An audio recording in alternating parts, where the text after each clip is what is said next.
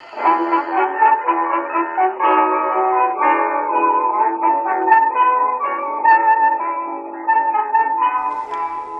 to a special 200th episode of Off the Menu. I'm your host, Vincent Franchini from Tumblr House, here with a Napoleonic Charles Coulombe. Napoleonic? Last week you were imperialist, now you're Napoleonic. You've returned. Delusions of Napoleonic grandeur. I have come back, my people from Elba, here to face my Waterloo.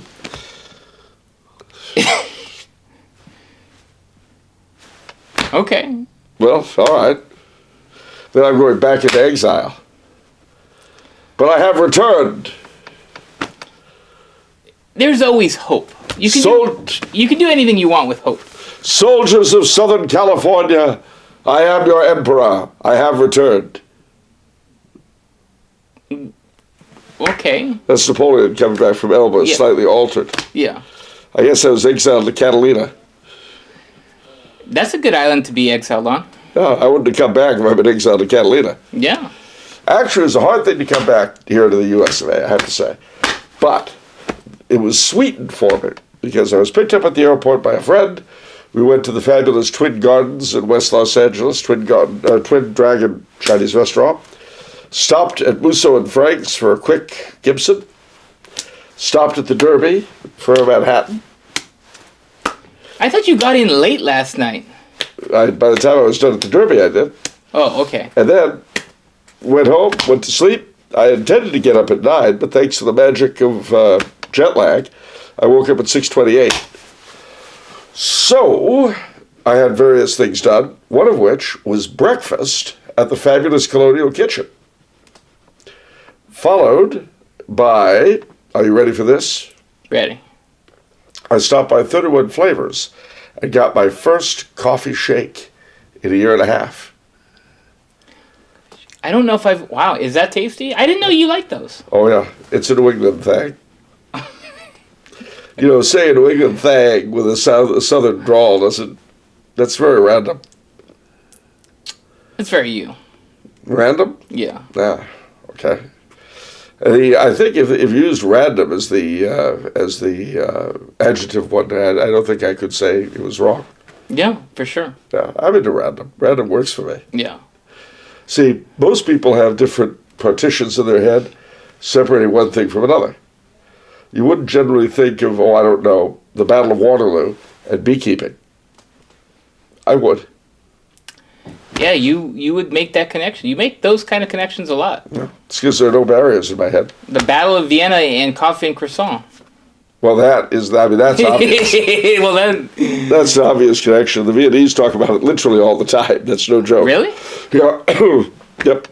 Wow. It's one of their standard gags because they all know that coffee and croissants came from the Battle of Vienna. Okay. The way Philadelphians know about Betsy Ross and the flag. Okay.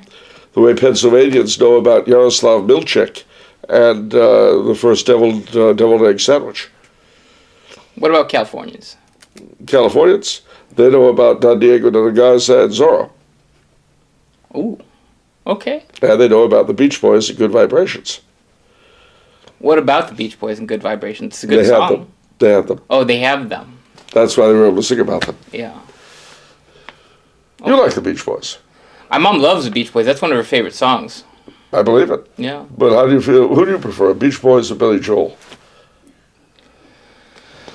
I would have to go with Billy Joel. Really? Yeah. Would you ever go surfing at Hackensack? You know what? Actually, gosh, that's tough because, like, Beach Boys, that's like the part of the California lineage. That's part of our culture right there. You know what I mean? And, like, Billy Joel, his lyrics are very personal and, that's a tough call, Charles. Well, he's a downtown man. That's what he had. Looking for an uptown girl. Yes. Yeah, you're trying to slip that.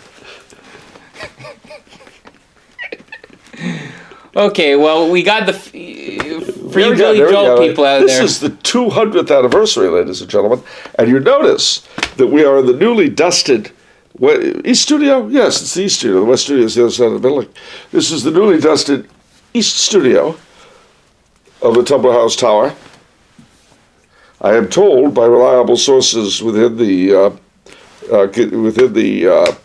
custodial staff that this place was literally 3 inches in dust a week ago. And now look. Yep. All cleaned up. I will have you know also that there were 2 glazed donuts waiting for me when I arrived. They did not last long. Purchased from the allegedly non-existent Peacock Donuts. Yes. The allegedly non-existent. Yes, I'm agreeing. Did I mention that someone last time said there was no such place? Did I mention that? You're being very unchristian. Well, there's that. I am being a Christian, but I'm also being very gleeful. However, I'm sorry to tell you that those 2 very large and very tasty donuts didn't stand a chance. They begged for their lives, but it was too late. They were gone in instants. My first glazed donuts in a year and a half, and washed down with delicious coffee, not from the commissary, but directly brought in from the executive dining room. So it was very good coffee, Blue Mountain coffee from Jamaica, which I understand is their usual. Not that, you know what they turned down, though, because I forget his name. The guy that does the buying for the executive dining room, come on, it was the Jeremy Rubens. Jeremy Rubenstein, your buyer there. I asked him if he was going to get that coffee that the monkeys eat, and then, the coffee seeds they eat, and then excrete them. I've actually had that coffee. Yeah, I know you have. But they don't, he said he wasn't going to feature it because he was afraid the executives would be disgusted by the origins. How does it taste? It's very overrated. I mean, it tastes okay. I had it. My peers, they are kind of purists, and so they just had it. They generally have it straight up. So they kind of make fun of me because I put creamer and sugar in, and it's like. So I don't know. It tasted light. Did Jeremy not buy it for the dining room because you told him not to? It was his own recognizance. You can tell us. It's not a big deal. I told him not to. Would you have bought it if you hadn't done that? Why are you meddling? I'm not meddling. I'm just curious. I've been away for a year and a half, and there have been some interesting changes. Yeah? Yeah. Good. I mean, unusual, interesting changes. The meditation garden never had any Zen symbols, and it still doesn't. Yeah? Not. Okay. Well, I thought you were going to mention changes, and you're mentioning things that don't change, haven't changed. Yeah, so? Are you okay? Yeah. You seem a little confused. I'm trying to protect the truth. There have been changes, and some things have not changed. Yeah. Oh, I've got to give examples of changes to prove my first assertion. Well, if you talk about things that have not changed, you'd be talking for weeks on end. That's very true. Well, all right. One thing that has changed is that the funny little paper caps that the girls in the commissariat wear, the hash slingers, the shape of them has changed, I noticed. Yeah. They look more like nurses' hats now than the sort of weird thingies they wore before. Is that cheaper or saving money or something? It's economical. I guess. There are a couple of other things. I mean, the girls in the secretarial pool, they don't look any different. But they're all, I don't know, they seem a little dissatisfied now. So they've lost something to aspire after. What could that be, I wonder? Oh, I don't know. Okay, everyone. I guess you're leaving it to me this time. He announced it on the pre-show, but I'm getting married in July. The most eligible bachelor in this tower is now off the market, and the girls in the secretarial pool have made their dissatisfaction known to me. Also, he married from outside. Okay. Yes. Well, no, they figured, I mean, usually in this company, promotions are from within. You rarely bring in outside talent, but you married somebody outside. That's very true. Yeah. So, what that means is basically this is going to be kind of the last show for a month or so.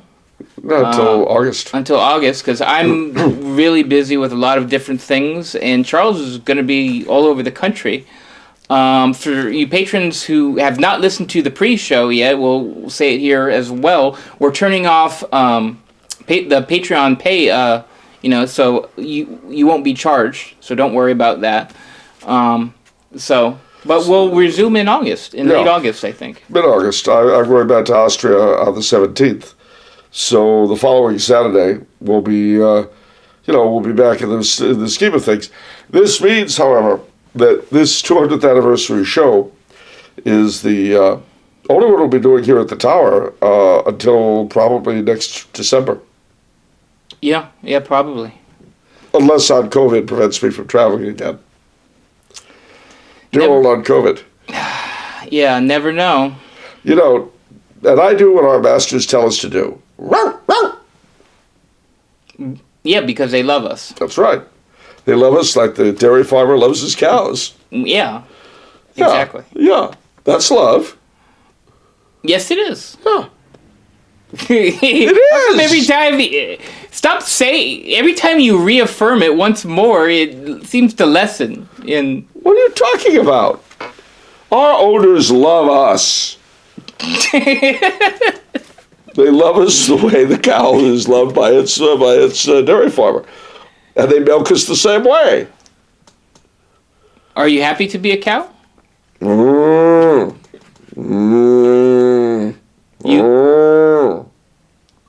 You live to serve? I'm like Jersey Maid. What? I like Jersey Maid. Jersey, Maine? Maid, yeah, the milk property. Their tagline was, we serve only something milk from contented cows. Okay, interesting. Okay. Yeah. And that's what we give our masters. Delicious money from contented cows.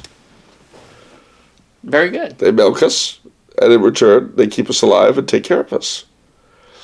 Yeah, it's a symbiotic relationship. That's right. We're like animals, or, we're like barnyard animals, or even pets. All right.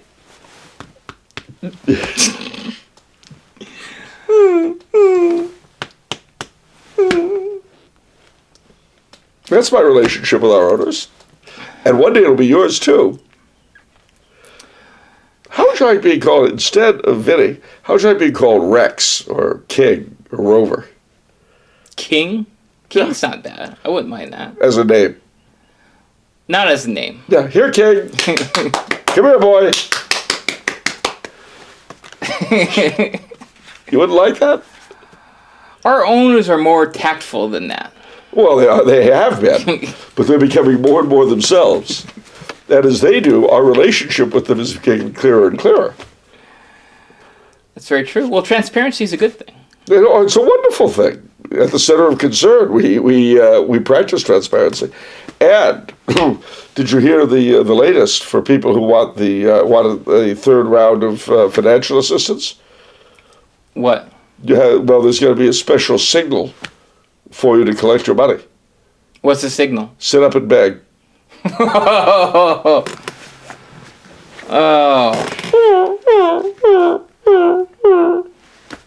What? That's what I'm going to do.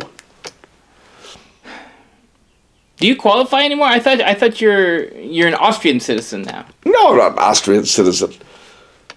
I'm an American citizen. True blue. See this? See this tie? That shows the red, white, and blue. Not the rainbow flag over our embassy in Vienna. This one is the flag we used to have. All right. Now we're the USK. Or hi. Okay. Anything else going on? I mean, what are the plans? So much is going on. It's amazing. I'll be here in California for a whole month until the 1st of August. They'll be going on a round-the-world honeymoon. I offered to come along, but they said no. You know the worst thing you can hear on your wedding night? What? A third voice saying, "Anybody got the remote?" I'll remember that. Well, it's true. You know what we could do? What? We could revive an old French-Canadian custom. Okay.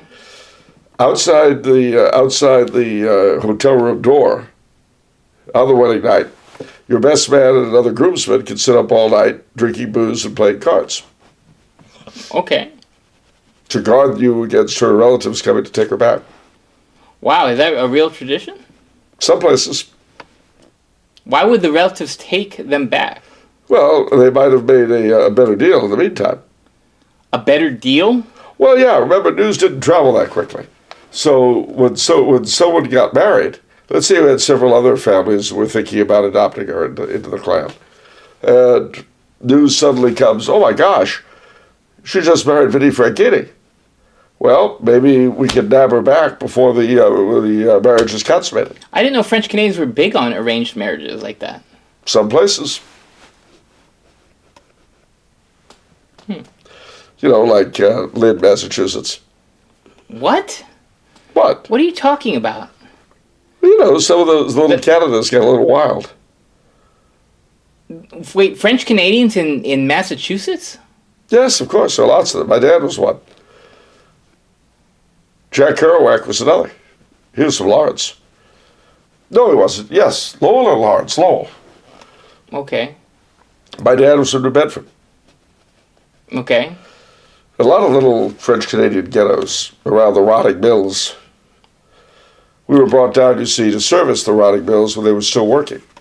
But when the mills left after World War II to go to the south, we were left behind with the rotting infrastructure. Go on. Well, is that what you know? Well, I mean, you... Are you all right? You seem so confused. I'm not confused. What kind of bride price did you have to give? Bride price? Bride price? I don't have to pay for my brides, Charles. What sort of dowry did she bring? This is ridiculous, Charles. This is making me uncomfortable. This is an uncomfortable conversation. What about the ritual kidnapping of the bride? Oh, I'm not French Canadian. Oh, we don't do that, but that's not the question.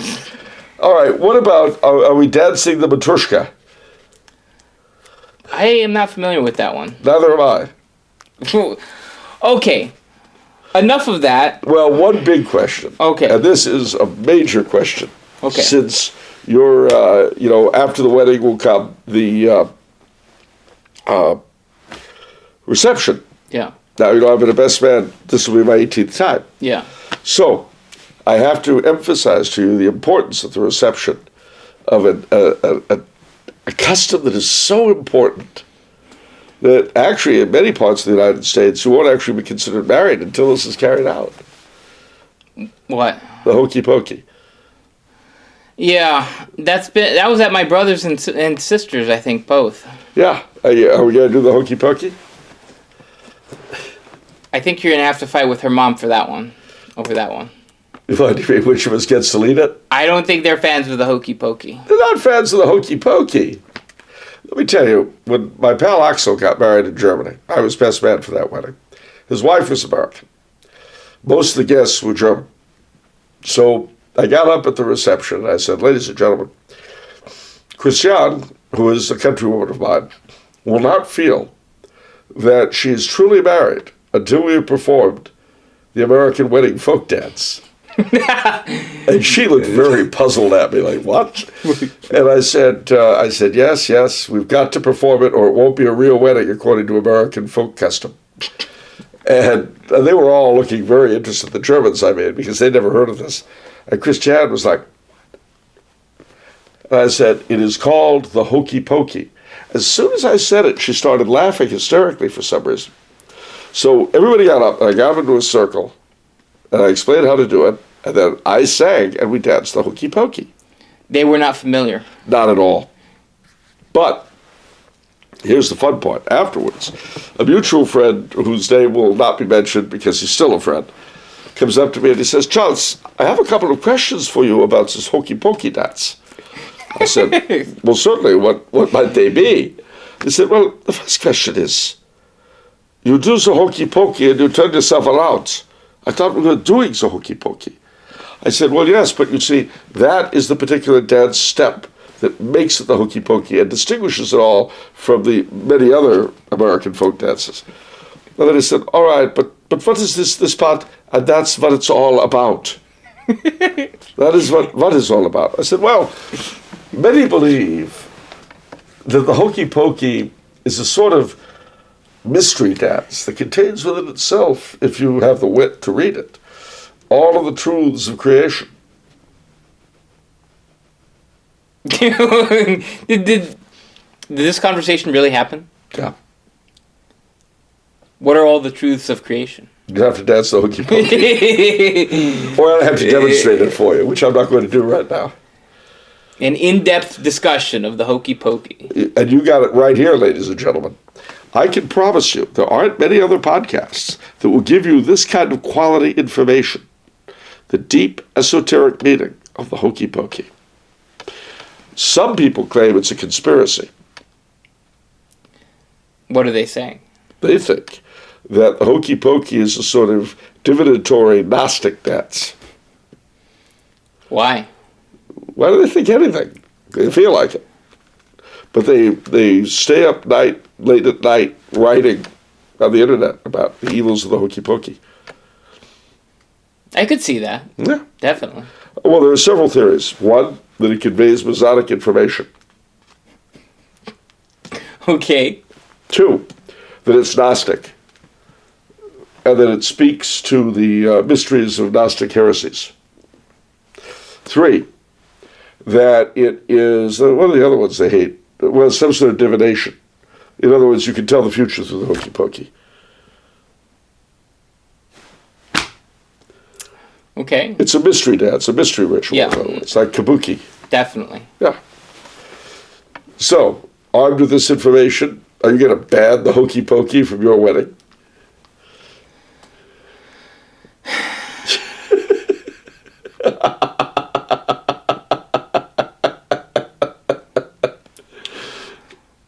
I can't operate based on what crazy people write on the internet. Everybody else does. Why should you be different? Well, I see. So acting on what crazy people do is you're above that. You're too good for the nuts. Yes, I am. All right. I'm not going to argue with you. You know, if you don't want to follow along the nutty crowd, let me ask you, do you think the Jesuits and the Freemasons are in it together? Did we actually get a question on that? I think we actually did get a question on that. Yeah. Well, I mean, yes. Was Father Saint Junipero Serra a Masonic operative? No. Then why does he have the eye of the triangle on his chasuble? Smart guy. That's right. Yep. Why is the eye of the triangle in so many beautiful churches across Europe, especially the Baroque variety? Because the Counter-Reformation was a Masonic plot. Oh, you got me there. I do. And you're not going to follow what crazy people say? No. All right. I tried, ladies and gentlemen, and you're witnesses. I tried. All right, let me just ask you this. Do you trust the plan? What? Do you trust the plan? What plan? The QAnon plan. No, I don't trust the plan. What's a QAnon plan? I don't know. It's whatever Q says it is. Is he we better not touch him, because actually when we do talk about it, like, people are actually really sensitive. They get very upset. That's true. However, I have heard through the grapevine, not doing the Hokey Pokey, so you can't accuse me of that, but I have heard that some people claim that President Trump is going to retake the throne in August. Really? Yeah, I have heard that. That's not a joke. Okay. Oh, don't give me that on what basis thing. Yeah. No, don't do that. Well, I didn't do that. I was going to ask that, Well, but then I decided better. Good. You Let's decided move on. right. Yeah. Who are you to question? Exactly. Good. Yeah. We're on the same page. High five. We showed them.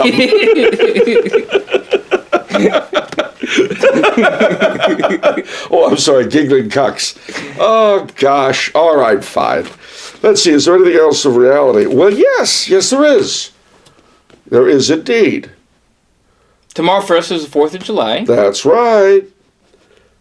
And you know what that means? What? I'm a Yankee Doodle Dandy, a Yankee Doodle do or die, a real life nephew of my Uncle Sam, born on the 4th of July. I've got a Yankee Doodle sweetheart, she's my Yankee Doodle joy. Oh, Yankee Doodle went to Trumau just to eat the schnitzels. I am that Yankee Doodle boy. What? Nice adaptation. What's that? Nice adaptation. Well, I did go to Trumau and I ate the schnitzel, so. Yeah. Okay. Well, let's get into some of these questions that kind of relate to what's going on now. Something's going on now? Let's see. Will Charles so from Adrian, will Charles in his visit home be doing an appearance anywhere near the San Diego area? If it's in his itinerary, let me know so I can be present. Thank you very much. Sadly, no. The way it looks at the moment, I'm going to be. I don't know that I'll be doing any appearances in California. I might be doing, toward the end of the month, I might be doing a revival of theology on tap in Orange County. But, I don't have a lot of time here. I'm going to spend a week in Lake Tahoe, and that's a week out of the 4. And I have a lot of people to see while I'm in California, ladies and gentlemen. I've been away a year and a half, which is a long time. I go on the road August 1st. I'll arrive in New York late that night. I believe it's the Church of the Holy Redeemer in Manhattan, the big Redemptorist Church in the East Village. I'll be giving a talk on Kaiser Karl. There'll be books and so forth on the 2nd of August. On the 3rd of August, there's a private dinner for people to be held, no joke, in Paramus, New Jersey. Who organized that? Cesare the Pole.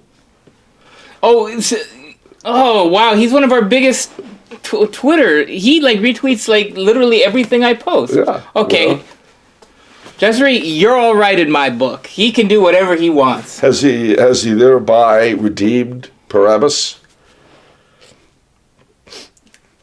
Wow, that's quite that. Ooh, no, but he can do whatever what he likes. I'm okay with. So you're okay with Paramus now? I'm okay with his decision. Ooh, splitting hairs. Let me ask you: if you had the opportunity, would you come to that dinner in Paramus, New Jersey? If I had the opportunity, yeah. Is it a free dinner? Well, it would be for you. Yes, I would. You heard it from the horse's mouth, ladies and gentlemen. He would go to a free dinner in Paramus, New Jersey. Would you eat a Callahan's hot dog? I was just about to say that. You have to do better than that. I would not eat a Callahan's hot dog. Even if it were free? Maybe a bite. Maybe a bite. Just to see. Do you still believe that old myth about it coming from horse meat? Well, who cares? Who cares? Maybe horse meat is tasty. It is. I mean, I don't care. All right. So you see, the big question of whether Callahan's hot dogs are made out of horse meat continues. I don't believe it. Okay. I don't. I like Callahan's hot dogs. And every son of Jersey should. I'm not a son of Jersey. I'm an interested bystander. One of the things that people never seem to pick up on is that when we start talking about Jersey, we've actually got back and forth as to who's in favor of it and who's against it. Yeah. And yet, I don't think anyone's ever caught out the incoherence of our stance. Wait a minute, last week you said it was great. Now you say it's a dump. Which is it? Nobody's ever challenged us on that. Well, we try to be as incoherent as possible sometimes. You see, ladies and gentlemen, incoherence is the step beyond diversity. It's just sort of, wah! Then you're accepting of everything. The woke have nothing on us. Let me tell you something. You woke people out there, in your own weird way, you still think things have to make some kind of sense. Woke people, they don't. And for all my woke munchkins, if I could only take you down the windmills of my mind. All right, similar question from Tom. Charles, where exactly in the Boston area will you be during your upcoming Northeast tour? I'll be on vacation on the South Shore during the same time and would love to make it a part of my trip.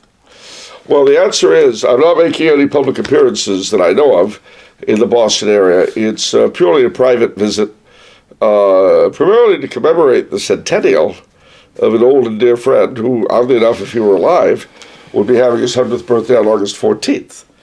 Since he is not alive, I plan to commemorate him, apart from visiting his grave, by going to dinner at the Parker House in Boston, if it's still open, which is where his aunts always took him for his birthday dinners when he was a boy, and have a lobster and clam chowder and oysters on the half shell. If the Parker House is not reopened by that date, then as a consolation prize, I will go to the fabulous Wayside Inn in fabulous Sudbury, Massachusetts. Longfellow's Wayside Inn. As ancient as this hostelry as any in the land may be, built in the old colonial day when men lived in a grander way. Okay. That's Longfellow. Very good. What was published in that collection was Paul Revere's Ride. Yeah, your favorite. Well, yeah. Listen, my children, and you shall hear of the midnight ride of Paul Revere. Hardly a man is left alive who remembers that famous day and year. Ladies and gentlemen, for those of you who don't know, in Puritan's Empire, I think he dedicates like maybe one sentence at the beginning of a paragraph to Paul Revere, and he says, Paul Revere was detained early in the evening. One if by land and two if by sea, and I on the opposite bank shall be. But you know what's interesting? Every year at Old North Church, they have a commemorative ceremony with the lanterns in the window. What do you think of that? I think you like the tradition. Without liking the thing itself. Yeah. Yeah. Yeah. That's fair. See, I know you're pretty good. It's fair. I like the tradition without liking what it commemorates. Yeah.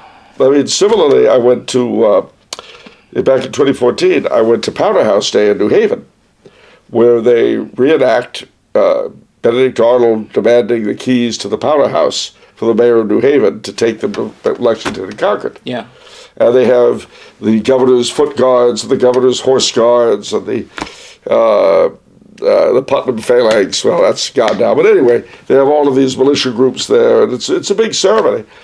And I really get a kick out of it, even though I wish the mayor had taken the keys to the Powder House and thrown them down the well.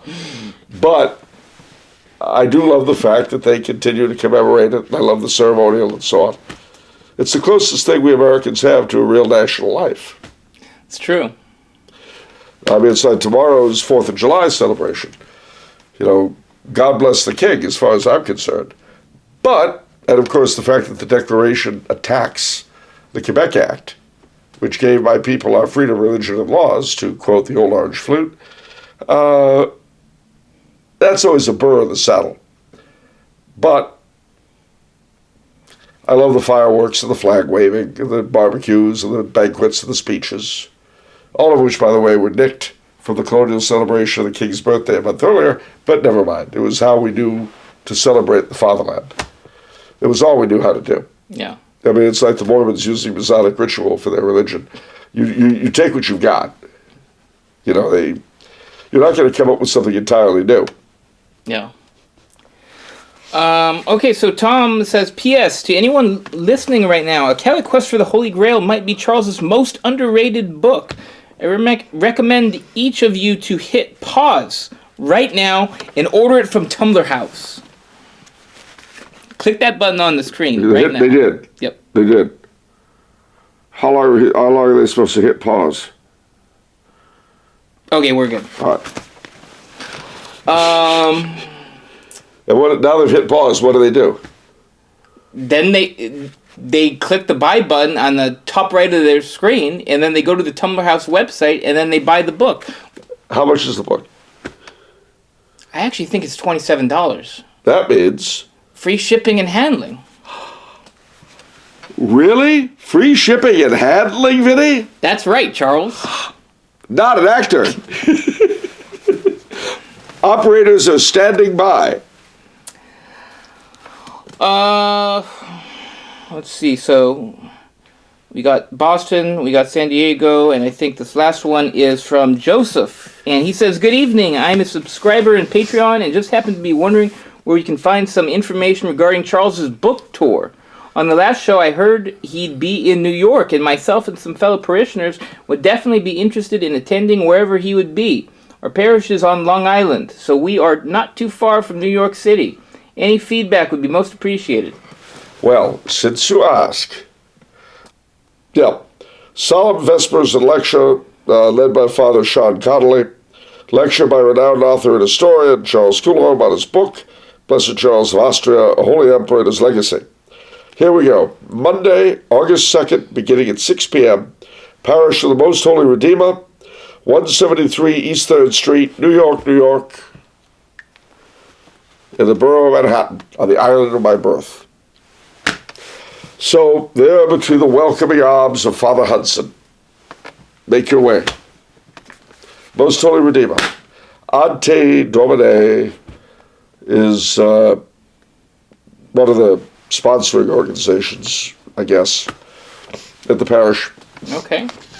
And as I say, there'll be something further up the Hudson, 9th, 10th, 11th, something like that.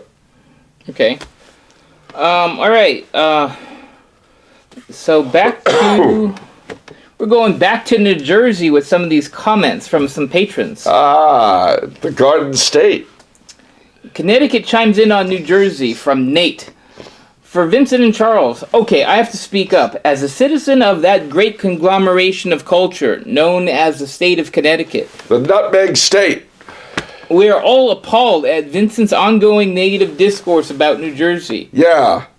By way of analogy, New Jersey to New England is like that uncle who is really cool but is a total embarrassment to the whole family. But nonetheless, we accept him lovingly. As a representation of the citizens of the Commonwealth of Connecticut, I say to all, New Jersey is all right. And I would just say about Connecticut that having been a resident of the Nutmeg State for 4 glorious months in 2014, I love Connecticut. That's right. I lived in Goshen. I had my office in Litchfield. I went to the Powder House Day reenactment in New Haven. I was forced to drink with some Yaleys. They're all right. I drank with a lot of Knights of Columbus at Ender's Island. Okay. I went to the old State House in Hartford. Fantastic. Connecticut has a lot to offer. The great Abbey of Regina Lautis in Bethlehem, Connecticut. The Dark Entry, Owlsbury in Cornwall, Connecticut. It's a very strange and mysterious place where odd things happen. And that's not all. Fabulous rundown downtown Torrington, Connecticut. Bridgeport. I've heard of Bridgeport. Yeah, well, there's a lot there. Connecticut is great. I love Connecticut. Okay. That's good. Fairfield, Greenwich, where my late aunt and my cousins live. That's right. I love Greenwich. The Ginger Man. That being my favorite bar/restaurant in Greenwich, Connecticut. Okay. But wait, there's more. What? You're impatient with Connecticut. Okay, go ahead. Have you ever been to the Ginger Man in Greenwich? No, I haven't. You don't care about it. I don't care about it because I haven't been there. Greenwich is a wonderful place for wonderful people.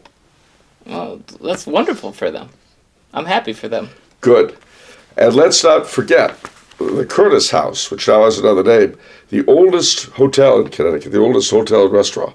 I'm in Woodbury. I blundered into it literally while being misdirected by a friend. Wow. I pulled up, and it's exactly the kind of place I like, either real or faux colonial. But this place is real. Yeah. And the Litchfield Hills are gorgeous. Plus, they allow you to jump into the Berkshires. The Berkshires are gorgeous. Yeah. In western Massachusetts, westernmost part of Massachusetts. Yeah, that's what I always say. All right. I tried, ladies and gentlemen. You're witnesses. I tried.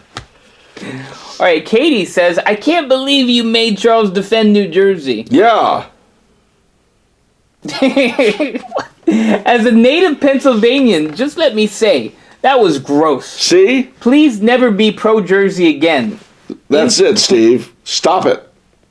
Insults and jokes at their expense only. See? Now, why don't you give our beloved public what they want? What is wrong with you? Why are you always defending Jersey? It's a dub. New Jersey's all right. One of our authors is from New Jersey. How can you say that? Yeah, Cape May Town. Cape May Townhouse? Or no, Cape May Courthouse. Courthouse. Yeah, that's right. Very historic. Yeah.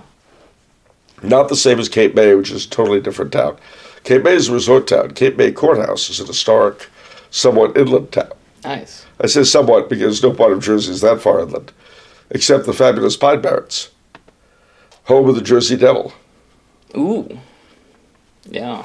Who eventually became Archbishop of New Jersey, as Peter Garrity, Archbishop of Newark. The New Jersey Devil became... Peter Garrity. You didn't know that? I didn't know that. Now he's Cardinal Tobin.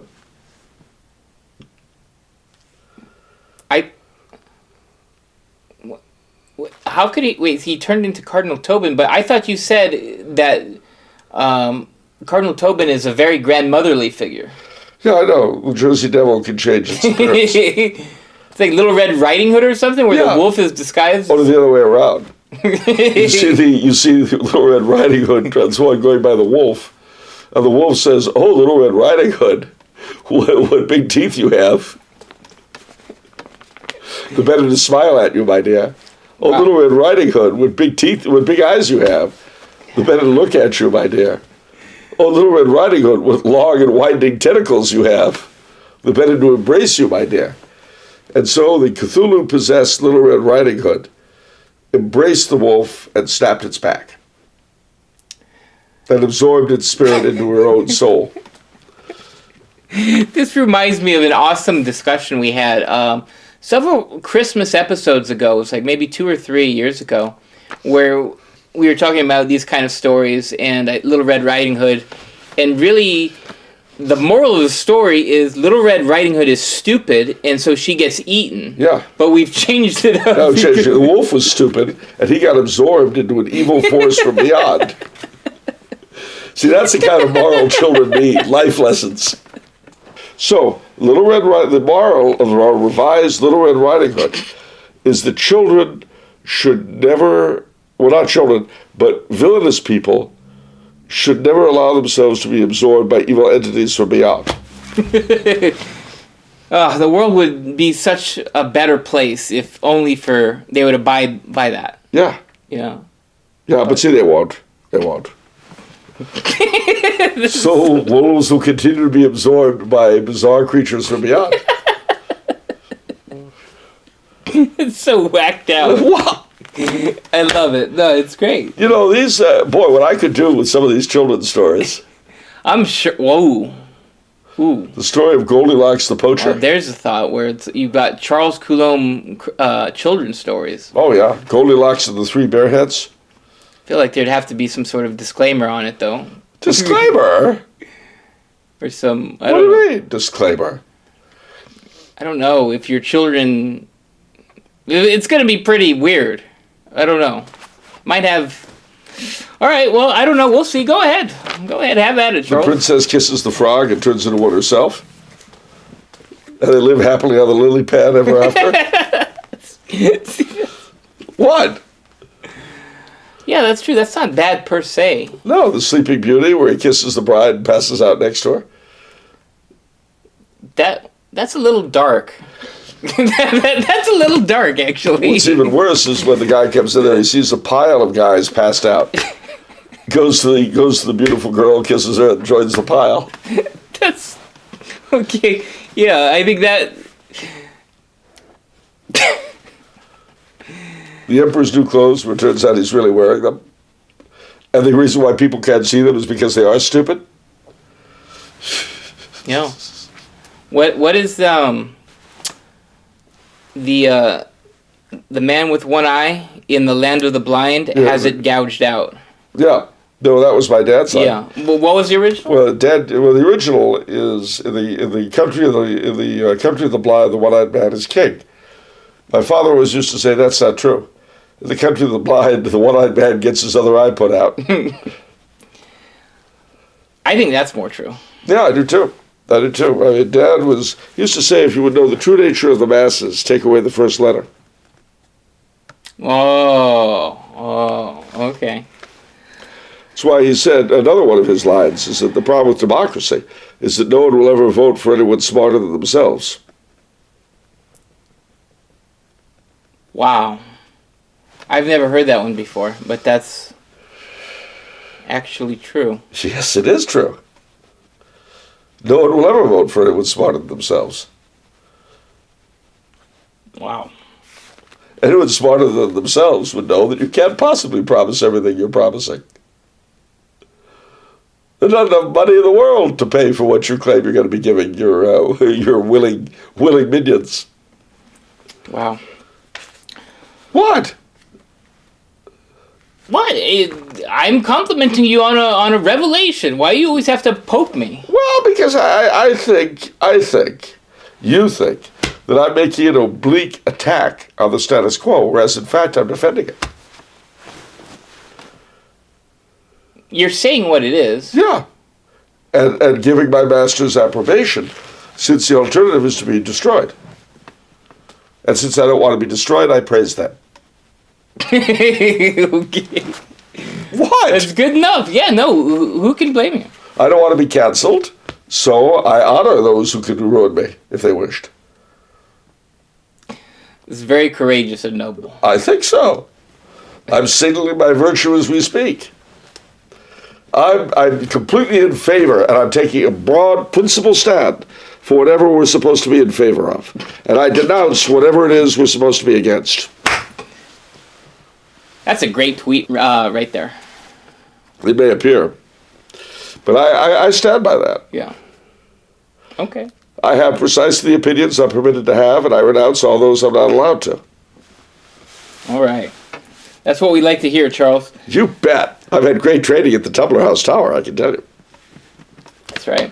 I've got a company brain. You're a company man, all right. Oh, through and through. All right, Joshua says, Mr. Franchini... Oh, okay, this is a really good question. All right, Joshua says, Mr. Franchini, do you think that it would be possible for you to get Mr. Coulombe to answer honestly and non-sarcastically about Roswell? I recently discovered that Roswell is the key to my grandmother's belief in aliens and New Age occult in general. She was trying to convince me that aliens have taken humans to other planets and that my wife and I may not be compatible due to our horoscopes. If you think you are capable of this task, please ask Mr. Coulombe what people believed happened at Roswell when it took place. Also, has he ever heard of a planet called Serpo that allegedly Ronald Reagan was interviewed about? Well, you know, Joshua, I'm not entirely sure about this one. Charles, do you think you could Answer honestly and non-sarcastically. You know, at the moment, I feel like my mind is floating up on the 13th floor. Go ahead, Charles. What's this gentleman's name? Josh? Joshua. Joshua. Oh, Joshua. Firstly, let me apologize for my generation.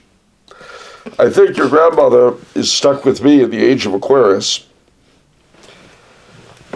So the moon is in the 7th house and Jupiter aligns with Mars, which, by the way, astrologers assure us is actually astrological gibberish. Never mind. According to Wikipedia, source of all truth. Yeah.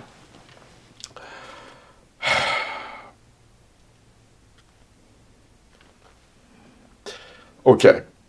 Firstly, those church fathers and theologians who took astrology seriously were of the opinion that the stars impel, but they do not compel. The church condemns any kind of divination of this sort which would take away from free will. The truth is that every man and woman have the ability to be compatible or incompatible with each other. There are certain choices they have to make as to whether that will be so or not. To blame your inabilities to be compatible with one another on the circumstances of the stars at your birth. I mean, there are so many other reasons to be incompatible. Like, for one thing, you're from different genders. I mean, putting that aside, Roswell. You want a non-sarcastic answer about Roswell. Yeah. You want to know what people thought at the time. Well, all right. Something happened at Roswell. Something very anomalous.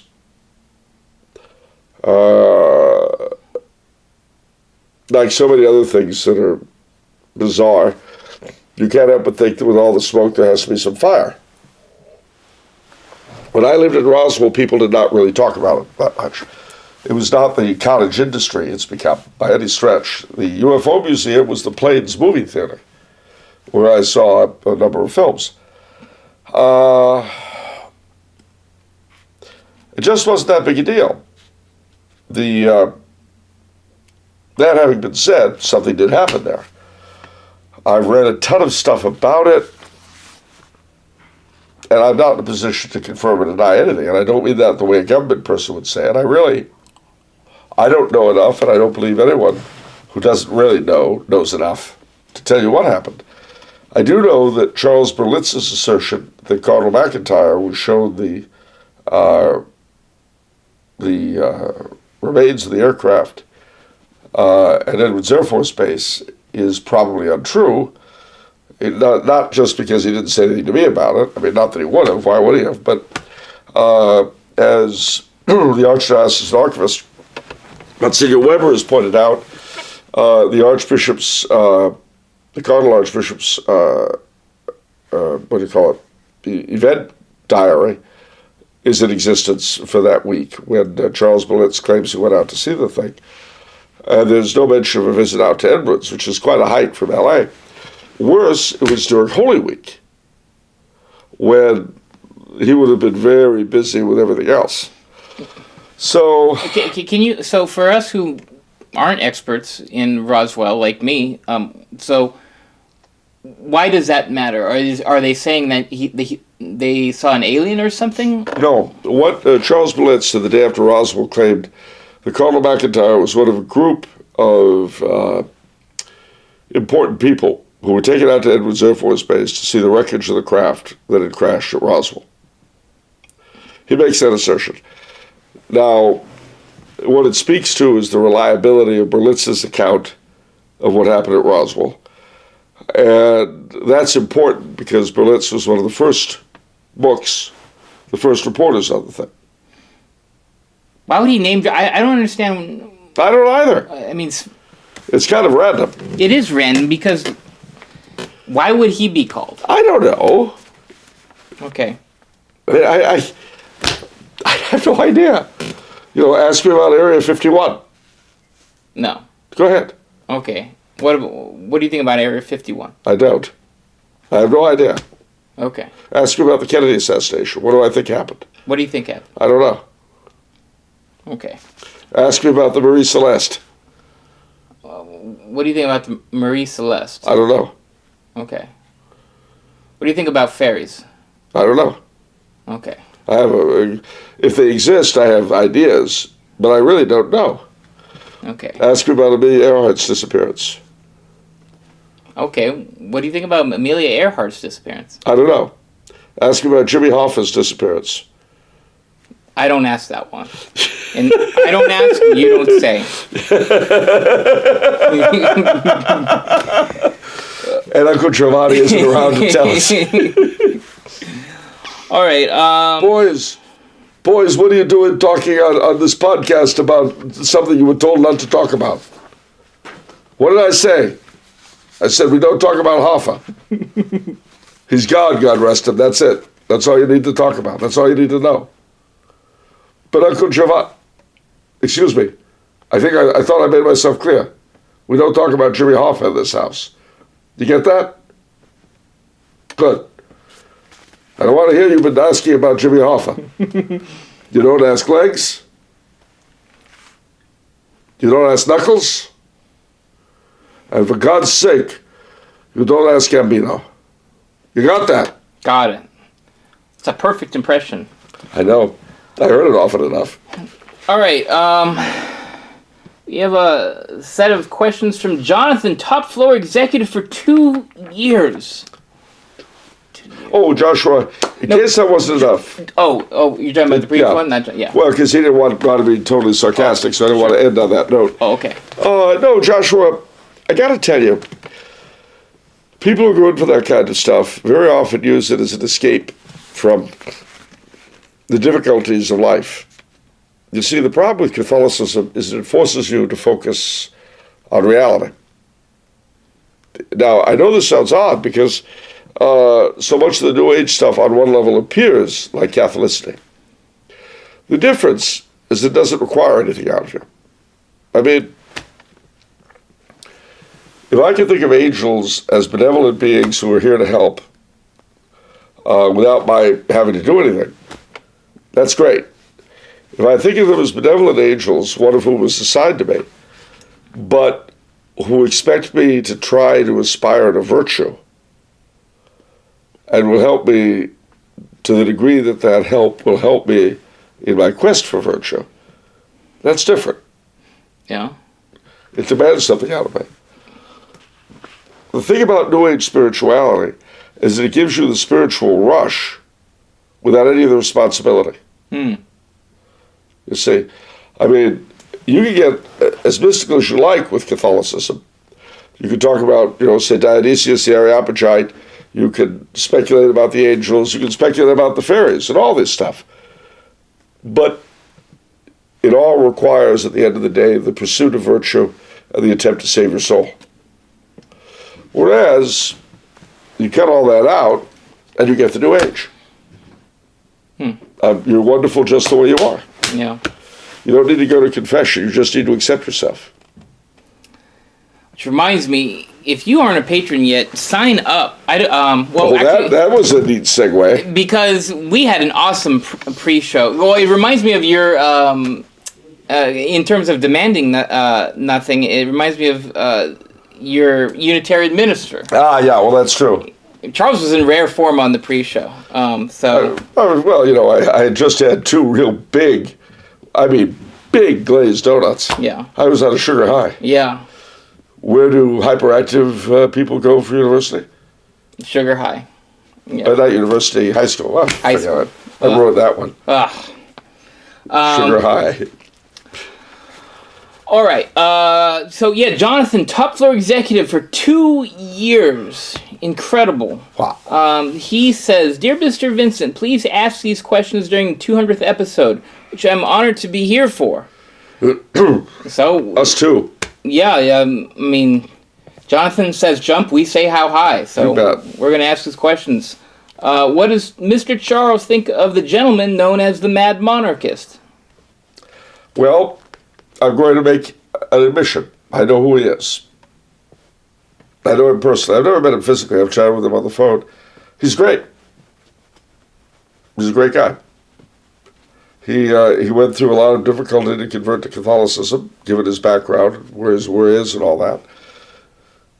He took a lot of abuse online. And he's kind of a sensitive character, actually. As you know, when you get targeted for internet abuse, it's a very unpleasant experience. Oh, yeah, absolutely. Not as much fun as they tell you in the internet guidebook. You have all sorts of people attacking your motives, questioning your veracity. And again, from the refuge of anonymity. So it's not like you even know who these people are. Or why they're doing it. It was too much for him. And so he kind of, for a long time, he just pulled out of active updating and so on. And again, he is such a talented individual and such a brilliant individual. That was miserable. He got miserable treatment. And his kind of going offline to a great degree was a huge loss. But see, ladies and gentlemen, one of the marks of stupid people is that if they find something they disagree with online, instead of simply leaving alone and, going on to something else, they try to destroy. And the less they understand, the harder they try to destroy. And that's the problem with being stupid, One of the things that Aristotle said, I'm not what you would call a big Aristotelian, but he was far from stupid. He said the ability to entertain an idea without holding it is the mark of a mature mind. Well, by that standard, a lot of people online are woodles who shouldn't be online, who would be better off at home reading big books, maybe find out something. But instead, they get out in the schoolyard and they play. Well, that's nice, little munchkins. But, as someone or other said in some movie, I forget which one now, you were born... The Late Show. Okay. Art Carney is the one who says the line. Brilliant line. He says, you were born stupid and you're going to die stupid. That's something to take to heart, all you stupid people. Okay. Jonathan also asks, how did you get the name off the menu? Well, that's a good question. It came from the fact, to be honest with you, that in the more elite restaurants that I have frequented in various places, there were always really good dishes that are off the menu. And people, if you're really an insider at such a place, then you know. Yeah. And so when you go there, the tourists order whatever, but you order off the menu because you know. But it also reflected that's where it comes from initially. Well, you know very well that animal style does not appear on the menu at In-N-Out. Right. That's very true. You have to be a local Southern Californian to know about animal style. That's actually a great... Yeah, that's the best example. Yeah, it's off the menu.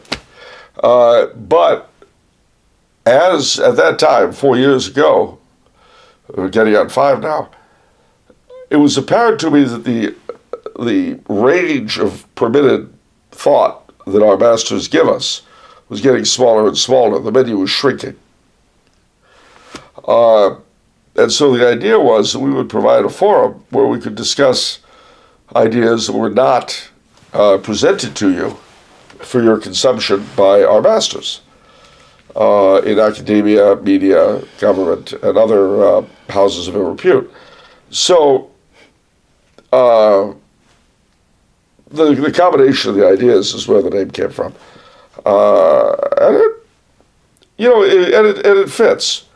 It fits. I recently got a review, a very critical review of my Life of Emperor Charles, attacking me for a number of things, rather than, that's the way the thing started. He did eventually look at the book too, But what I thought was interesting about it, I won't mention the publication because it's a publication I really respect, so I want to save them embarrassment. But what amused me about it was that the fellow, it didn't just go after me, it went after a lot of people in the course of the review. It struck me he had no original ideas. He knew what he was against, but not what he was for. And he isn't for the status quo either. Right. It's just, well, this one is wrong, Coulombe is wrong, so-and-so's wrong, so-and-so's wrong, so-and-so's wrong. Which, is doubtless true. And your alternative is? Yeah. Well, he has none. The basic issue, then, with this sort of stuff, and going off the menu, is that the menu has failed. The menu, you had to read it by the light of the burning shops last summer. You've got to read it while your glasses are fogged up from your mask. Something is really wrong, you see. The menu is screwy. So, I don't say that all the ideas that are off the menu are good, any more than all of the ideas that were being batted about during the Depression were good. But most of them seemed, and a few of them must have been, better than what was actually on offer from those in charge. What we ended up getting was the New Deal. Today, you've got all sorts of people, the integralists and who are the other people? Gosh, their opponents, the Americanists, I guess, or whatever they are. The people who hate the integralists, there's a name for them. The Monarchists, of course, who do come in for a good shellacking in the review I read, which was interesting. But, okay, great. So what you got that's better? That's the thing, ladies and gentlemen. It's easy to criticize, and I'm not saying criticism's wrong, I do it myself. But you better have something better to offer. If you're doing your ideas probably off the menu, because it certainly isn't being put into practice now. There are hanging questions which aren't answered. Yeah. And the problem with the Americanists and with a lot of other people, honestly, like Pope Francis is another example with the dubia, which I'm still waiting for. Deep point. Unanswered questions don't go away. They don't. And it doesn't strengthen your argument. Like it's just like, especially for the Americanists, like, do you think your argument's going to get stronger as we move forward? Yeah, and again, what is your answer to the present problem? Yeah. And again, I'm not saying they're not right. My question is, what is their better alternative?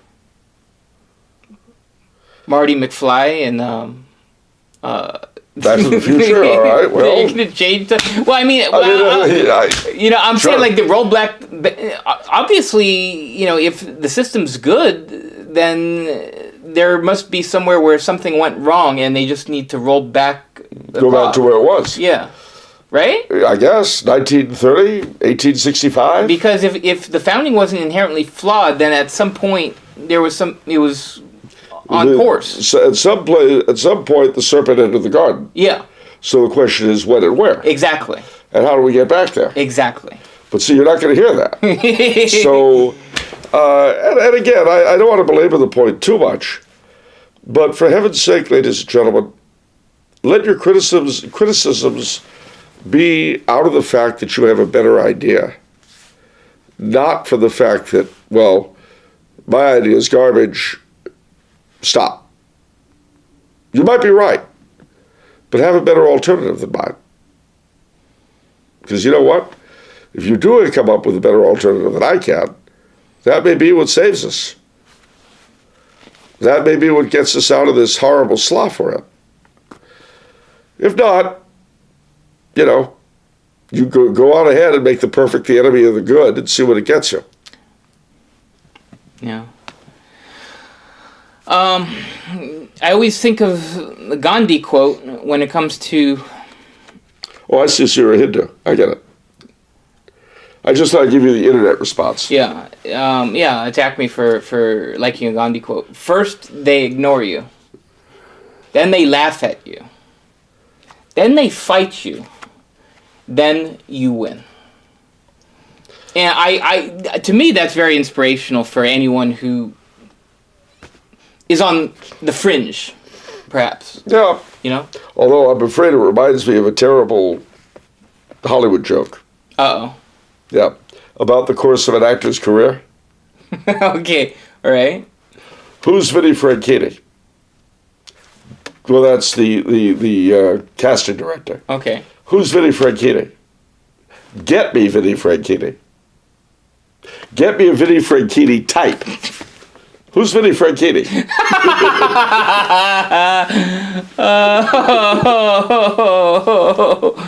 Oh, wow. What a life cycle there.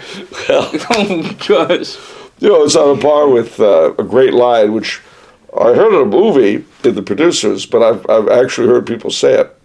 Do you know who I used to be? Wow. See, one thing I'll give you, ladies and gentlemen, is that growing up in Hollywood certainly brought me into contact with Gnostics and tarot readers and all kinds of evil riffraff. But it taught me a lot about reality, about life, as it really is, in the areas where your decisions are manufactured for you and where your perception of reality is put together for you. It's a hard place. It's not a fun place in some ways. And I guarantee you that all of the sitting in front of the internet in Dayton, Ohio, or in Boise, Idaho, is never going to give you a training in the way what has made your world works, quite like growing up in Hollywood will.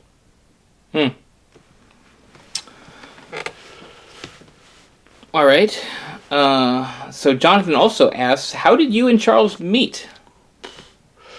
Well, it was like this. Don Giovanni sent out what was called in the business a casting call for torpedoes. And he also wanted a few good mouthpieces. And that's not what happened. Will you stop?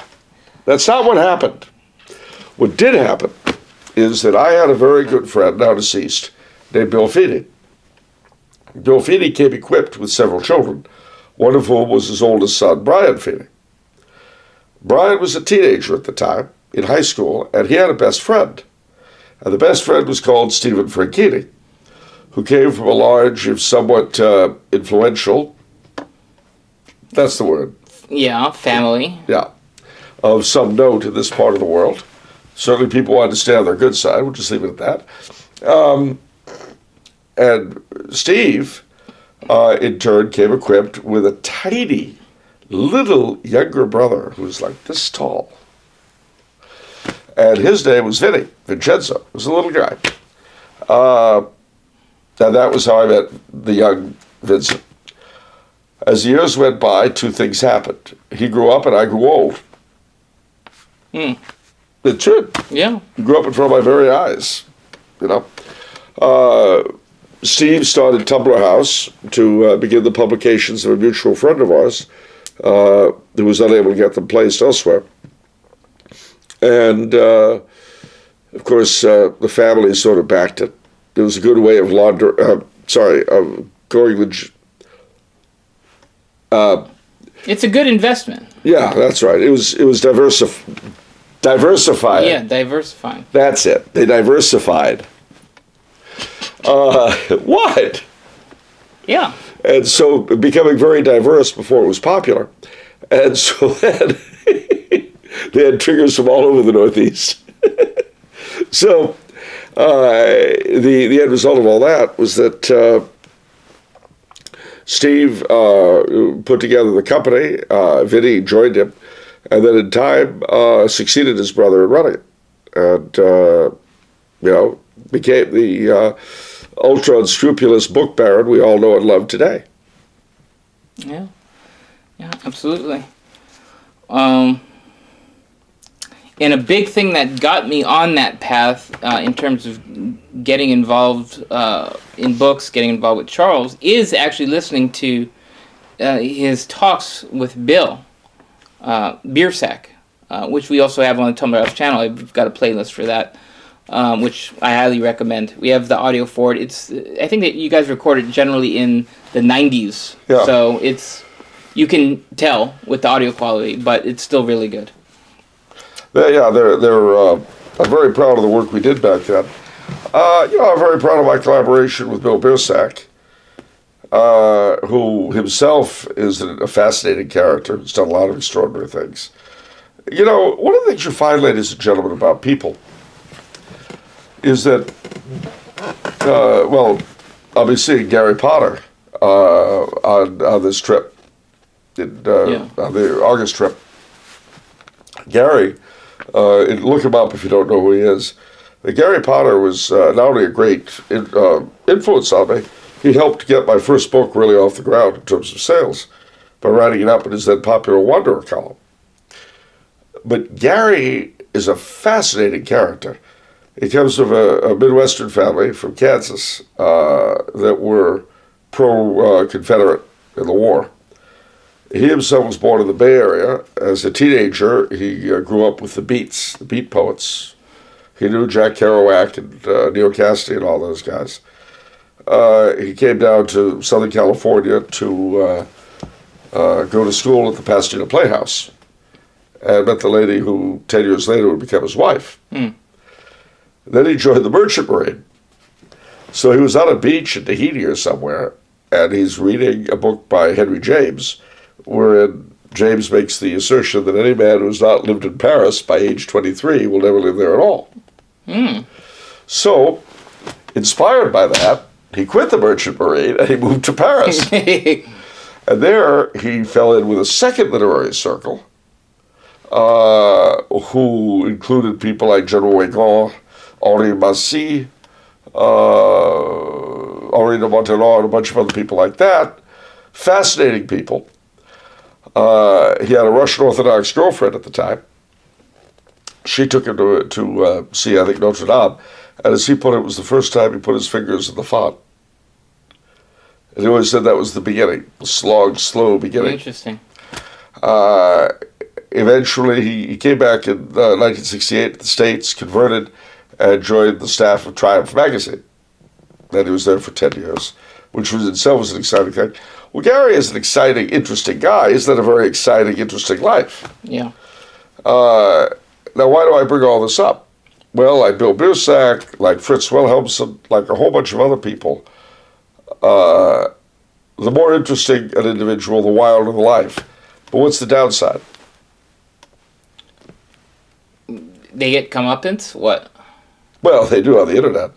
The more interesting your life, the more things there are to criticize about it. Oh. Yeah.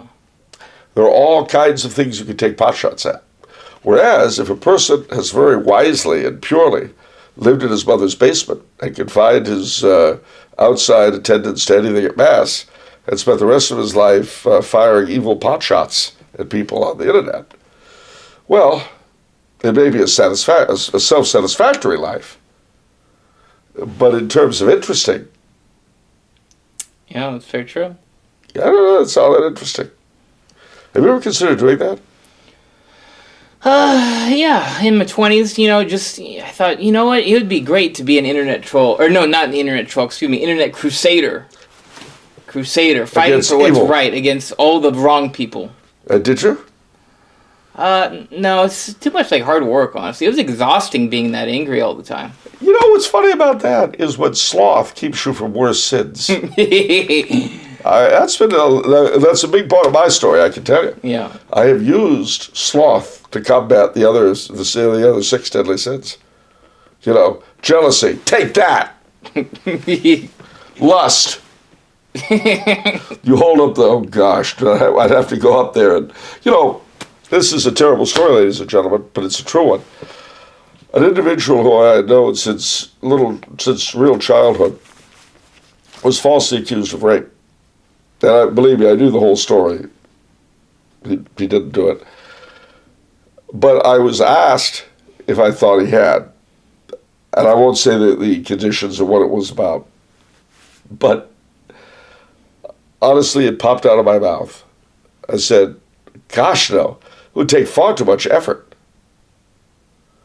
The guy in question is very lazy. Oh. I mean, but that was my immediate thought was, rape him? I mean, you have to get off the couch. I couldn't imagine us doing it.